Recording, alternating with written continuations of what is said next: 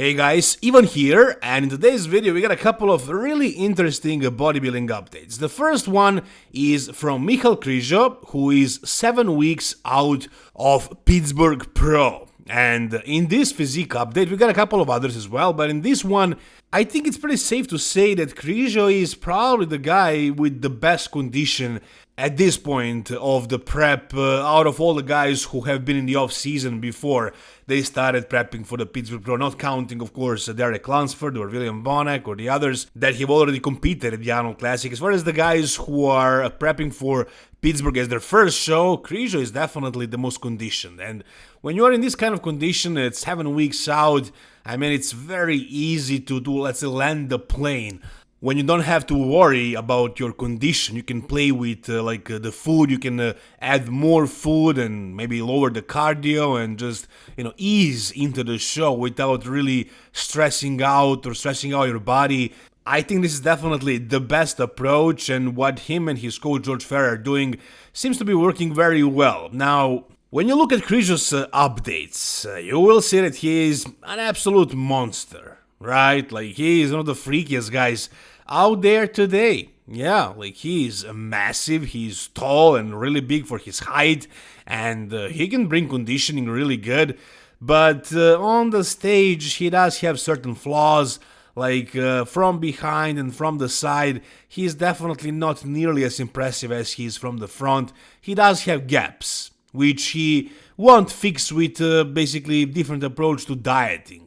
I think he needs somebody who's gonna maybe help him train the body parts that he's lacking, like the glutes, the back, and also somebody who's gonna help him pose better. That's the things he needs to fix mainly as far as like nailing the peak, getting condition. He was good already. What the issue may be on that stage is the development of certain body parts, and is he going to be able to fix that? I'm not sure, because he had a shoulder surgery, so now he's just basically coming back from that. So as long as he is big and conditioned and he presents himself as well as usual and looks the same as before, that's success. That's success for him. Do I expect him to be better? Well, with the new coach, maybe we're gonna see the best peaked Krizo ever, if that's possible. Because I think he was at his maximum peak at that Spain show a couple of years ago. But maybe with George Ferrer now, he's gonna end up looking better. One thing is for sure, we're gonna have a great gun show on that stage. Krizo with his arms against Nick Walker. I mean, that's gonna be very, very interesting to see. Check out Krizo's arms right now in this story right here in this video. Crazy, man, crazy, so freaky. But where do I see him landing? At the Pittsburgh and at the New York? I mean, at the Pittsburgh, maybe top 5. I mean, if Derek is there, then Nick, then Martin, then Guduito, and who knows who else. I mean, top 5 is realistic. Top 3, I find that hard to believe it's going to happen against those 3 guys. Maybe 4th, the best case scenario. He'll probably do better at the New York. And do I see him winning a show and qualifying for the Mr. Olympia? Yeah, but not at the New York and not at the Pittsburgh Pro. Not the way I see it. Whatever you guys think, tell me down below. Unfortunately, we won't see Krizo at the Detroit Pro, and we will see William Bonac over there. This is what he looks like right now, with basically 1 week out of that show. Now, you guys might remember last year, William Bonac actually ended up winning that Ampro Cup Spain, where Krizo actually took 3rd after him, after Bonac and Behrus Tabani. But that was Krizo that was way off. So at that show, I thought Krizo was winning, but he showed up with bad conditioning, and he was complaining about how he wasn't able to train because of his shoulder.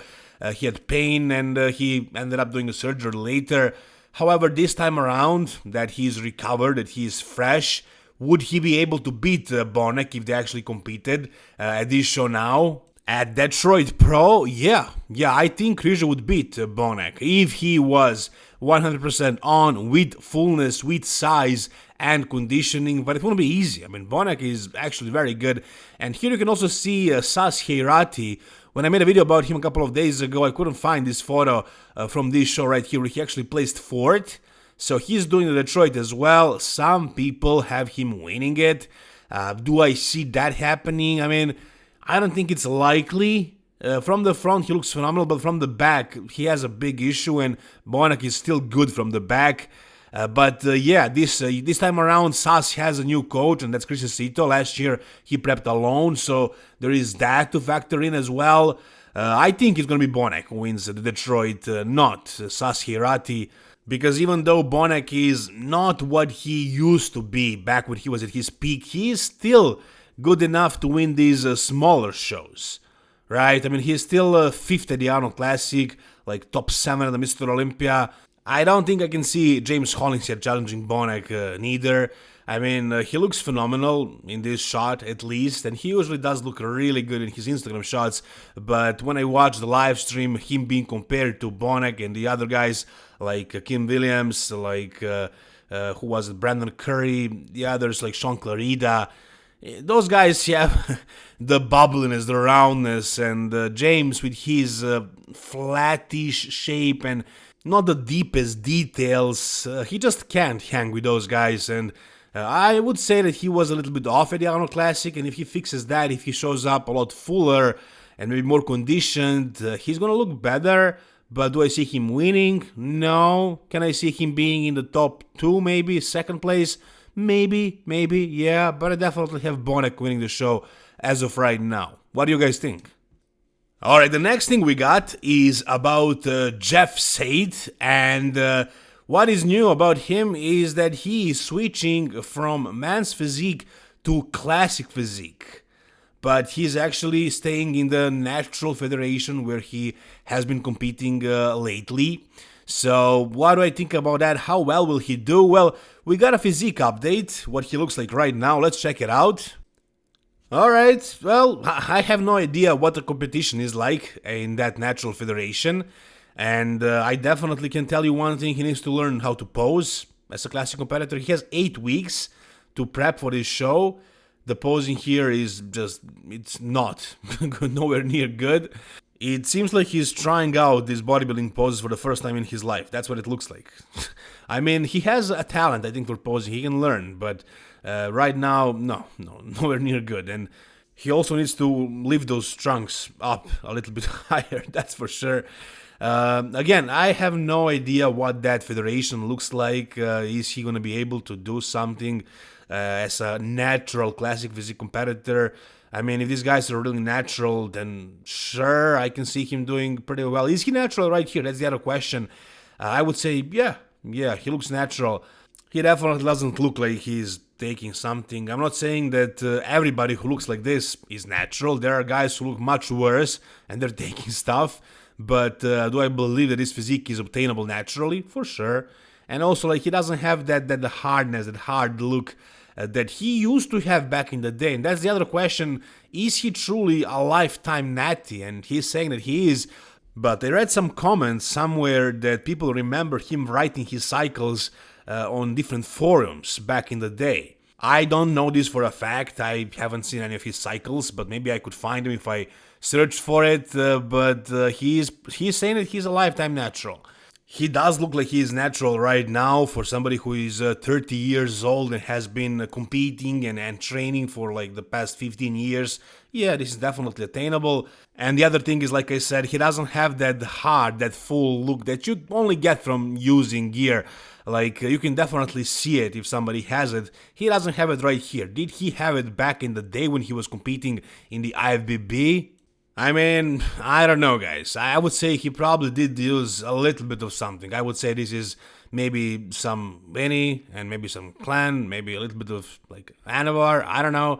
But there are people who are saying that he actually wrote about using Tren and stuff like that. So I have no idea. I mean, based on what he looks like right here, I would say that he maybe was on something back in the day, because this photo is like, I don't know, 10 years ago. So he had 10 more years of training and doing bodybuilding, and he looks worse now. So I'm guessing he was on something before, and I believe that he's natural right now. Before he actually ends up competing, he needs to learn how to pose as a classic physique competitor, and he needs to get, of course, in condition. We'll see, but it's gonna be interesting to see him in classic physique poses on stage. Whatever you guys think, tell me down below. Alright, and finally, we gotta talk about this guy right here. So many of you guys requested me covering this topic. I mean, talking about this bodybuilder right here. And to be honest, I don't know much about him. I've seen photos and videos in which he looks incredibly freaky, and more people are talking about him. He's a pro. His name is Joan Predels or Juan, I'm not sure. I know he's from Spain, and I know he turned pro 3 years ago in 2022 Empro Cup Spain. I think he already had a pro debut, but it wasn't anything special. However, this time around, this year, it seems like he made a ton of progress because he started looking really seriously freaky. If you're thinking he's a youngster, I wouldn't say so. He's the age of Keon Pearson, for example. He's turning 29 this year. So I wouldn't say he's super young. He's only like, 2 years younger than Nick Walker, for example, or 3 years younger than Derek Lunsford, who won the Olympia 2 years ago. So yeah, he's not exactly like a new freak kid bodybuilder. No. He's almost 30, but the way he was progressing this past couple of years, it's actually pretty outstanding. Check out this new, most recent video that he posted. He's coached by Milos Charchev, by the way. You can say whatever you want about Milos, but one thing is for sure, he helps guys get massive in the off-season. I mean, I don't know about getting in condition. He definitely did have some issues with Samson and all that, but as far as like growing, I mean, he helped Samson put on a ton of muscle, and he's definitely helping this guy. I mean, I don't know what they're doing. Are they doing those crazy insulin protocols or whatever? But this guy has been growing like crazy. I mean, right now, he looks absolutely insane, especially those freaking legs. I mean, he has crazy outer sweeps. I don't know who has legs like this. He doesn't really remind me of anybody as far as the legs. Like, very round. Maybe kind of reminds me a little bit of, let's say, Ronnie Coleman. Like, as far as the quads only. Similar shape, like that bubbly, round look. Of course, not as big, but shape-wise, he's kind of resembling Ronnie in the quad department. Maybe I'm stretching it a little bit too much, but I don't know, guys. Maybe you see it as well. As far as like his upper body, the waist is small, the V-taper is great, the arms are massive, everything is just really freaky. I mean, I think he's definitely gonna be one of the newer guys who are gonna shock the world, who are gonna be placing very well at pro shows in the near future.